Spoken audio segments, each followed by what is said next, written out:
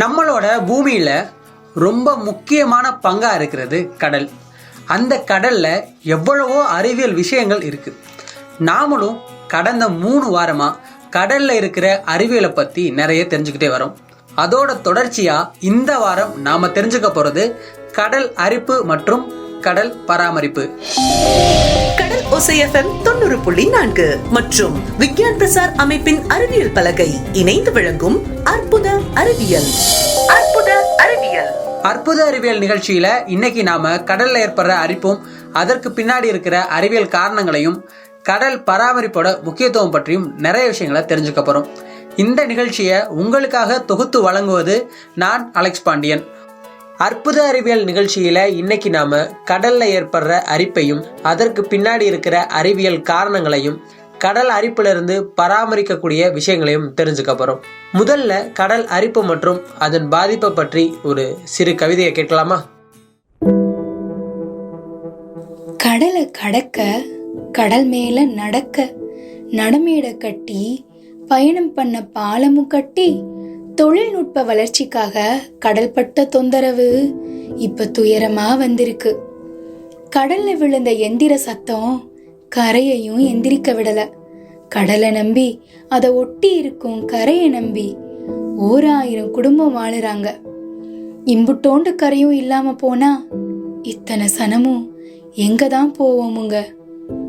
வேலியே பயிரை மேய்ஞ்ச மாதிரி கடலுக்கு வேலியா கரை இருக்க, இங்க பயிரே வேலிய மேய்ஞ்சிடுச்சு. தெரிஞ்சோ தெரியலையோ இத்தனை தப்பு செஞ்சாச்சு.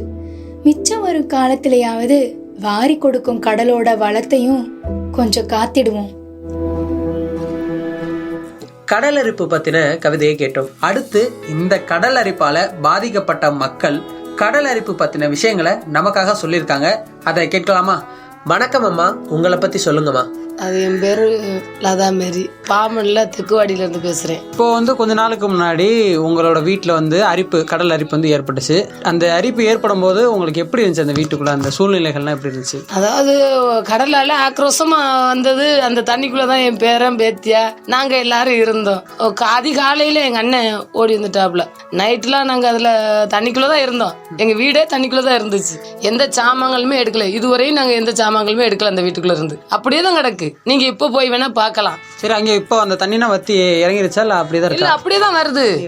ஆனா கொஞ்சம் தூரத்துக்கு வத்துது. என்ன ஒரு சொல்ல போனா ஒரு பாவம் அளவுக்கு வத்தும். திரும்ப எங்க தலைவாசல தான் கிடக்கு தண்ணி. தண்ணிலாம் வத்துறதுக்கு உண்டான வழிலாம் இல்லை.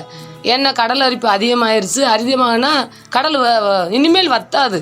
நாங்க அந்த இடத்துல இருக்க முடியாது. சரி, நீங்க அந்த வீட்டுல எத்தனை வருஷமா இருந்தீங்க? 26 வருஷமா இருக்கேன் நான். அந்த இடத்துல நான் 26 வருஷமா இருக்கேன். அப்ப என் மனநிலை எப்படி இருக்கும்? ரொம்ப கஷ்டமா இருக்குல்ல. ரொம்ப கஷ்டமா இருக்கனால நான் இன்னும் அந்த இடத்த விட்டு இன்னும் காலி பண்ண முடியல. வாடகைக்கு தான் இருக்கேன். சரி, இது எதுக்காக ஏற்பட்டுச்சு அப்படின்னு உங்களுக்கான காரணம் தெரியுமா? அதான் பாலம் தோன்றாங்கல்ல, இப்போ பாலம் கட்டியிருக்காங்கல்ல, அந்த பாலத்துடைய அரிப்பு தான். அதாவது அந்த கடல் பாறையில அவங்க உடைச்சு தோண்டி பாலம் கட்டும் பொழுது அந்த கடல் அரிப்பு வடக்க இருந்து தெற்கு அரிப்பு ஏற்பட்டுருச்சு. அரிப்பு ஏற்பட்டு தான் வீடுகளை மொத்தமாவே காலி பண்ணிருச்சு. ஆமா. எத்தனை வீடு அங்க இருந்ததுல? அதுல நாங்க வீடு அங்க மொத்த தெருவுன்னு சொல்ல போனா அதுல 60 குடும்பம் தங்கி இருக்கோம் நாங்க. ஆமா, 60ல ஒரு பாதி வீடு அங்க பாதிப்படைஞ்சிருச்சு. சரி, இதுக்கு முன்னாடி நீங்க இப்போ 26 வருஷம் இருந்தீங்களா? ஆமா, 26 வருஷம் இருந்தீங்களா? இதுக்கு முன்னாடி இந்த மாதிரி ஏதாச்சும் ஆபத்துகள் ஏற்பட்டிருக்கா? இல்ல அந்த பாலம் தோணுக்கு அப்புறம் தான் இப்படியே நடந்திருக்கா? இதுக்கு முன்னாடிலாம் ஆபத்துலாம் ஏற்படலை. ஆனா இந்த பாலம் தோணுனதுக்கு அப்புறம் தான் இந்த 2 வருஷத்துக்குள்ளதான் அதிகமான அரிப்பு. ஆமா. ஆனா முன்னாடி வாடகை காலத்துல தண்ணி வரும். ஆனா எங்க வீட்டுகளுக்கு எல்லாம் பாதிக்கப்பட்டதுலாம் இல்லை. ஆமா, 26 வருஷத்துல நான் பாதிக்கப்பட்டிருந்தா 26 வருஷம் அதுல இருந்திருக்க முடியுமா? இருந்திருக்க முடியாதுல்ல. 26 வருஷமா நான் இருந்திருக்கேன்ல அந்த இடத்துல. அப்போ அந்த 2 வருஷத்துக்குள்ளதான் இந்த அழிமாட்டம். இப்போ நீங்க 26 வருஷம் அந்த இடத்துல இருக்கீங்கன்னா, தொடக்க காலத்துல அந்த கடல் எவ்வளவு தூரத்துல இருந்துச்சு? இப்போ எவ்வளவு தூரம், எத்தனை அடி மேல ஏறி வந்திருக்கான்? 20 அடிக்கு மேலதான் இருந்திருக்கும். இப்போ அந்த 20 அடி அரிச்சு வீடுகள்லயும் அரிச்சிருச்சு. கபடி விளையாடுவோம். வலை கயிறு அத்தனையும் நாங்க கடற்கரை வழிதான் போட்டிருப்போம். எல்லா சாமாங்க அந்த படகுல இருக்கிற சாமாங்க அனைத்துமே வள்ளத்துல தான், கரையில தான் போட்டிருப்போம். என்ன பண்ண முடியும்? எங்க சரியான கஷ்டம். எங்க வீட்டுக்காரர் இறந்த ஒரு சம்பவமான அந்த நேரம், அந்த கடல் அரிப்பு நேரம் இறந்து ரொம்ப கஷ்டமா இருந்தோம். அந்த நேரத்துல தான் நாங்கள் கிளம்பி வந்தோம். எங்கள் அண்ணன் மட்டும்தான் கூட்டிகிட்டு வந்தாப்புல. ஒரு 2 மணி சாமம் இருக்கும். 2 மணி நைட் 2 மணி எங்கள் வீட்டில் கடல் அரிச்சு நாங்கள் அட்டாந்தரத்தில் நின்றுக்கிட்டு இருக்கோம். என் பேரன் பேத்தி மாதிரி 2 பேரையும் தூக்கிட்டு வந்தாங்க, பச்சை குழந்தைய. இப்போ அதுகளுக்கு 9 மாதம் ஆச்சுன்னா அப்போ எத்தனை மாதம் குழந்தையெல்லாம் இருந்திருக்கும்? 1.5 மாதம் 2 மாதம் அவ்வளோதான். அந்த மாதிரி குழந்தைய நான் சாமத்தில் நான் கால் முடியாதவ, என் பிள்ளையில வச்சுக்கிட்டு நான் எங்கே ஓட முடியும்? எங்கள் அண்ணன் ஒரு ஆள் தான் என்னை கூட்டிகிட்டு வந்தது. உழைப்பு ஒரு பக்கம் இருந்தாலும் இன்னைக்கு உழைப்போம், நாளைக்கு ஆண்டவர் சேர்த்து தருவார், அது வேற பங்கு. வீடு இருக்க இல்லடம் இல்லை வீடு தண்ணிக்குள்ளே போன அன்னைக்கு அது நம்மளுக்கு வீடு இல்லை தானே. அப்படித்தான் இருந்துக்கிட்டு இருக்கோம் நாங்கள். இப்போவும் கஷ்டம்தான். ஆமாம், வீடு இல்லாத கஷ்டம் தானே, அப்படிதான் இருந்து வாழ்ந்துக்கிட்டு இருக்கோம் நாங்கள். அவ்வளோதான். கடல் அரிப்பு எவ்வளவு பெரிய இழப்புகளை ஏற்படுத்தும் அப்படின்னு சொன்னீங்க. உங்களுக்கு ஏற்பட்ட இழப்புல இருந்து சீக்கிரமே வெளியே வந்துடுவீங்க. உங்களோட பதிவுகளுக்கு நன்றிமா.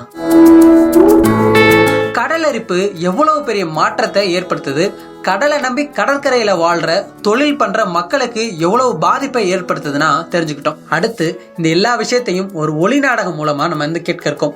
அடுத்து வருவது ஒரு ஒளி நாடகம், அதை கேட்கலாமா?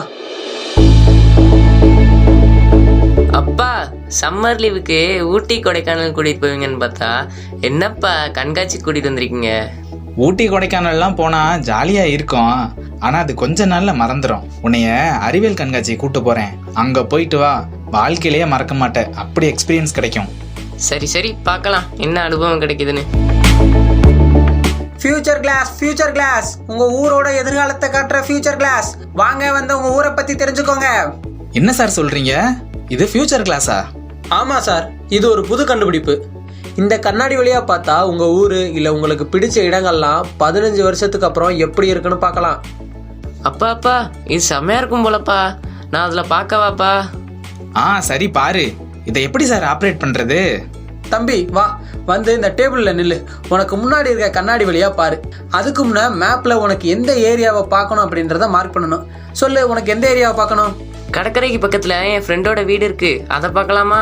அது என்ன ஏரியான்னு நீயே மார்க் பண்ணுப்பா. ஓ, பாம்பன் கடற்கரையா? சரி, இப்ப கவனமா அதுல பாரு. அண்ணே, இது எங்க ஊரே இல்லைண்ணே, வெறும் கடல் தண்ணி மட்டும்தான் இருக்கு, வீடே காணோம். இந்த மெஷின் தப்பா கெடுது போல. இல்லையப்பா, இது உங்க ஏரியாவா தான் இருக்கணும். இந்த டிவைஸ் எப்பவுமே கரெக்டா தானே காட்டும். கொஞ்சம் தள்ளி நான் பார்க்குறேன். ஆத்தாடி, இது நம்ம ஏரியா தான். கடல் அரிப்பு வந்து இருந்த வீடெல்லாம் கடலுக்குள்ள போயிருச்சு. என் ஃப்ரெண்டு வீடு இருந்துச்சு அங்கயா? அப்போ அங்க எங்கப்பா போயிருப்பாங்க? அவங்க எல்லாம் வேற ஏரியாவுக்கு போயிருப்பாங்க. அப்போ 15 வருஷம் கழிச்சு அங்க யாருமே இருக்க மாட்டாங்களாப்பா? இருக்க மாட்டாங்கன்னு தான் நினைக்கிறேன். நம்ம வீடு கூட கடற்கரையை ஒட்டி தான் இருந்துச்சு. கடல் மேலே ஏறி வரவும் நாமளும் வேற ஏரியாவுக்கு வந்துட்டோம். அப்பா, இன்னும் 15 வருஷம் இருக்குல்ல, நம்ம ஏதாவது பண்ணலாம்ப்பா. கட்டாயமா பண்ணணும். அதுக்கு முன்னாடி கடல் அரிப்பை பத்தி தெரிஞ்சுக்கலாம். கடல் அரிப்பு எவ்வளவு பாதிப்புகளை ஏற்படுத்தும் அப்படின்றத கவிதை மூலமாகவும் நாடகம் மூலமாகவும் அந்த கடல் அரிப்பால பாதிக்கப்பட்ட லதாமேரி அம்மா சொன்னதையும் கேட்டோம். அடுத்து இந்த கடல் அரிப்புக்கு பின்னாடி இருக்கிற அறிவியல் காரணங்களை கேட்கணும்ல, அதை நமக்காக சொல்ல இருக்காங்க மத்திய மின் வேதியியல் ஆய்வு மைய விஞ்ஞானி ஐயா சிவபிரகாஷ். விஞ்ஞானியோட பேசலாமா? வணக்கம் சார். நான் என் பேர் எஸ் சிவபிரகாஷ், விஞ்ஞான் மேனோன்னையாக ஒர்க் பண்ணிகிட்டு இருக்கேன் சிக்கரி அலுவலகத்தில். என்னுடைய முதல் கேள்வி, கடல் அரிப்பு ஏற்படுவதற்கான முக்கிய காரணங்கள் என்னன்னு சொல்லுங்க சார். கடல் அரிப்பு அப்படின்னு நம்ம சொல்லிட்டாலே இது இயற்கையாகவே நடந்துகிட்டு இருக்குது. இதை நம்மளால் தடுக்க முடியாத ஒரு பொருள். நம்ம எப்படி வாழ்க்கை இருக்கோ அதில் எல்லாமே வர மாதிரி கடல் அரிப்பு இயற்கையாகவே நடக்கக்கூடிய ஒரு பொருள். இதுக்கு காரணங்கள் நீங்கள் எடுத்துக்கிட்டிங்கன்னா இது ரொம்ப பெரிய ஒரு ஏரியா இது. ஆனால் உங்களால் புரிஞ்சுக்க முடிஞ்ச அளவுக்கு நான் எளிமையாக சொல்கிறேன். இங்கே கடல் அலைகள் அடிக்கிறது அதுவும் ஒரு காரணம், காற்று அடிக்கிறதும் ஒரு காரணம்.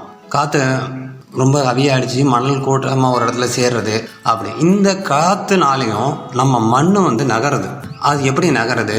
நம்ம வீடெல்லாம் கட்டி நம்ம ஒரு ரயில் வச்சுருக்கோம், அதோட டைனமிக்ஸ் எப்படி இருக்குது அப்படின்னு சொல்லிட்டு அப்புறம் நம்ம மக்களால் என்னென்ன பாதிப்பு கடலுக்கு ஏற்படுறதுனால திருப்பி நம்மள்ட்ட அதோட ஆக்ரோஷத்தை காட்டுது இப்படின்னு சொல்லிட்டு அதோட ஆழம் எப்படி இருக்குது அப்படிங்கன்னு சொல்லி இதேமாதிரி நிறைய கருத்துக்கள் இதுக்குள்ளால இருக்குது. எப்படி ஒரு ஆறு கடலில் கலக்குது, இந்தமாரி நிறைய விஷயங்கள்லாம் சேர்ந்து தான் கடல் அரிப்பு இருக்குது. கடல் அரிப்பு தடுக்க முடியாது, ஆனால் நம்ம அதை பாதுகாத்து வச்சுக்க முடியும். நம்மளோட பாதுகாப்பில் தான் அதை தடுக்கிறது இருக்குது. நன்றி சார். இப்போ என்னுடைய இரண்டாவது கேள்வி, கடல் மற்றும் கடற்கரை ஓரங்களில் கட்டுமான பணிகள் செய்யறதுனால கடல் வளங்கள் எப்படி பாதிக்கப்படுது? அதற்கும் கடல் அரிப்புக்கும் ஏதாவது சம்பந்தம் இருக்கா? உங்களுக்கு புரிஞ்சுன்னா கொஞ்சம் ஈஸியாக சொல்லணும்னா, ஒரு கடல் ஓரத்தில் நீங்கள் மட்டும் ஒரே ஒரு வீட்டை மட்டும் போய் கட்டிட்டீங்கன்னா அதை வீட்டை பாதுகாக்கிறதுக்காண்டி நீங்கள் வந்து அதுக்கான பாதுகாப்பெல்லாம் கொடுப்பீங்க.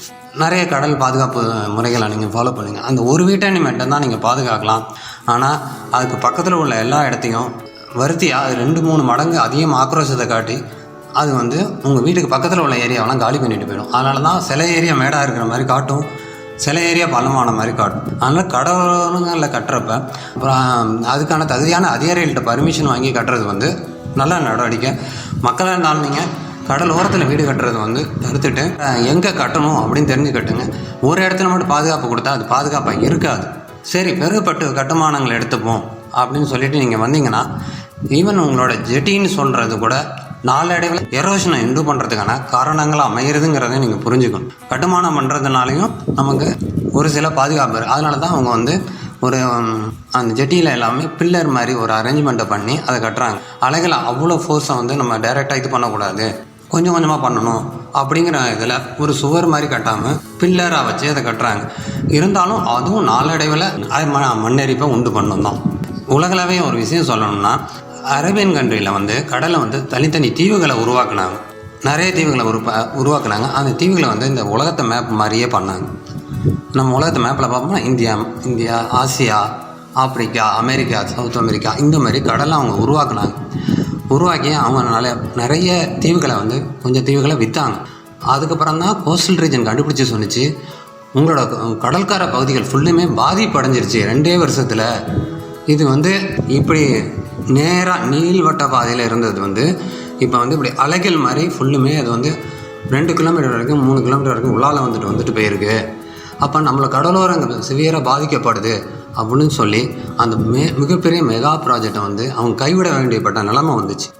அப்போனா நீங்கள் புரிஞ்சுப்பீங்க, ஒரு நம்மளை மீறி செய்கிற ஒரு செயல்பாடு எப்படி நம்மளை தாக்கத்தை ஏற்படுத்துது, ஒரு நாட்டையே பாதிக்கிற அளவுக்கு கொண்டு போயிடுச்சு. அந்த நாடு பாதிக்கப்பட்டதுன்னு அவங்க ஃபீல் பண்ணி அந்த ப்ராஜெக்ட் டோட்டலாக நிறுத்திட்டாங்க. அதெல்லாம் நம்ம கடலில் தேவையில்லாமல் ஏதாச்சும் ஒன்று நம்மளாக பண்ண போக அது நமக்கான எதிர் விளைகள் ஆட்டி நம்மளோட கடல் சீரமைப்பை வந்து ஆக்ரோஷத்தை காட்ட தான் செய்யும். அதை நம்மளால் தடுக்க முடியாது. அதனால் செய்கிறதுக்கு முன்னாடி ப்ராப்பராக தெரிஞ்சுக்கிட்டு விவரங்களை புரிஞ்சுக்கிட்டு செய்கிறது ரொம்ப நல்லது. கடல் அரிப்பும் கடல் நீர் மட்டம் உயர்வும் ஒன்று தானா இல்லை வேறையா சார்?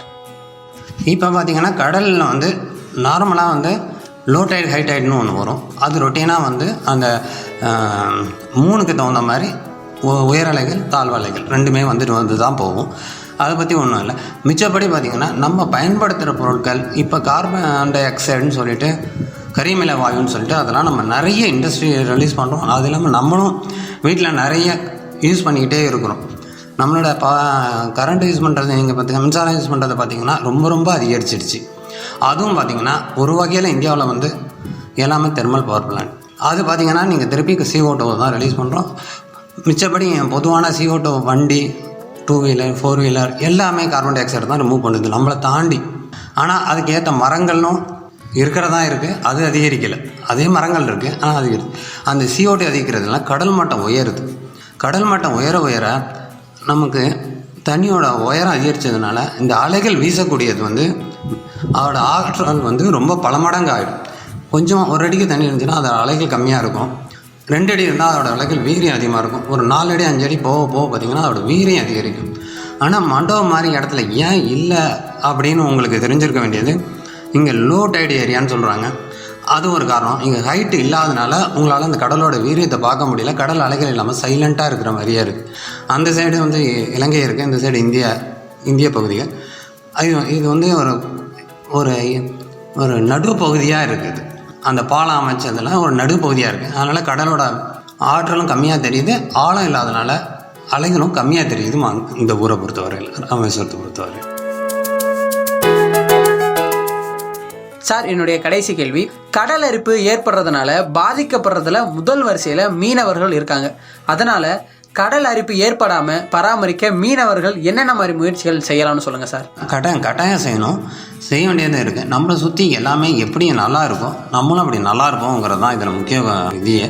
நம்மளை சுற்றி நமக்கு பக்கத்தில் மரம் இருக்குன்னா அந்த மரத்தை வளங்க. இந்தியா பூரா நிறைய கடலோர மாவட்டங்கள் இருக்குது. இந்தியா கடலில் 3 பக்கமே கடல் சூழ்ந்த ஒரு நாடு. கடலை சுற்றி உள்ள மரங்கள் நிறையா இருக்கும். இப்போ இந்த ஏரியா பார்த்திங்கன்னா பனை மரங்கள் நிறையா இருக்குது. இந்த ஊரில் வேறு ஊரெலாம் பார்த்திங்கன்னா தென்னை மரங்கள் நிறையா இருக்குது. இதெல்லாம் கடல் அரிப்பை தடுக்கும். மேங்க்ரூவ் ஃபாரஸ்ட்னு சொல்லுவாங்க, சதுப்பு நில காடுகள்னு சொல்லுவாங்க.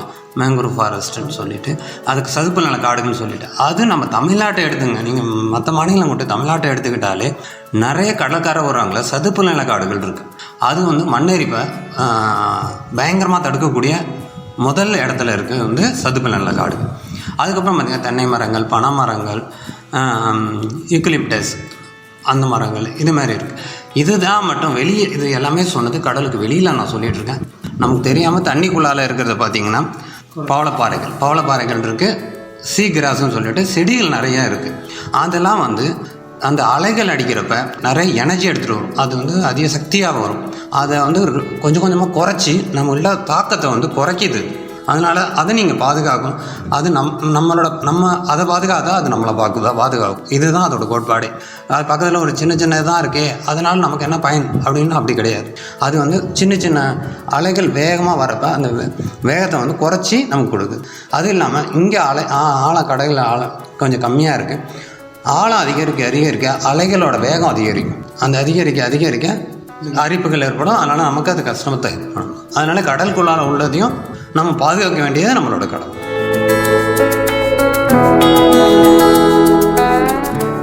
இந்த விஷயத்தை தெரிஞ்சுக்கிட்டதுக்காண்டி ரொம்ப நன்றி. இதை ஏற்பாடு பண்ணி கொடுத்த கடலோசை எஃப்எம்முக்கு என்னோட நன்றி தெரிவிச்சுக்கிறேன். ஏன்னா உங்கள்கிட்ட யாரோ கொஞ்சம் பேருக்காச்சும் புரிஞ்சால் அது மற்றவங்களுக்கு சொல்ல ட்ரை பண்ணுங்கள். புரிஞ்சு அவங்க அவேர்னஸாக அதை நடந்துப்பாங்க. கடலரிப்பு பற்றின அதனால ஏற்படுற பாதிப்புகள் பற்றி அதை எப்படி நம்மளால் முடிஞ்ச அளவுக்கு தடுக்கலாங்கிற பல விஷயங்களை கேட்டோம். இந்த தகவலை நமக்கு கொடுத்த மத்திய மின் வேதியியல் ஆய்வு மைய விஞ்ஞானி ஐயா சிவபிரகாஷ் அவர்களுக்கும் கடல் அரிப்பால் ஏற்பட்ட பாதிப்புகளை பற்றி தன்னுடைய அனுபவங்களை சொன்ன லதாமேரி அம்மாவிற்கும் நன்றிகள். இவ்வளவு நேரம் கடல் அரிப்பு பற்றி பல தகவல்களை கேட்டோம். இதோட நம்ம நிகழ்ச்சியும் நிறைவு பெறுது.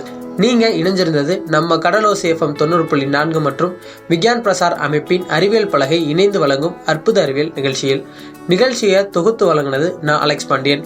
மீண்டும் அடுத்த வாரம் மற்றும் ஒரு அறிவியல் தகவலோடு உங்களை சந்திக்கிறேன். நன்றி, வணக்கம்.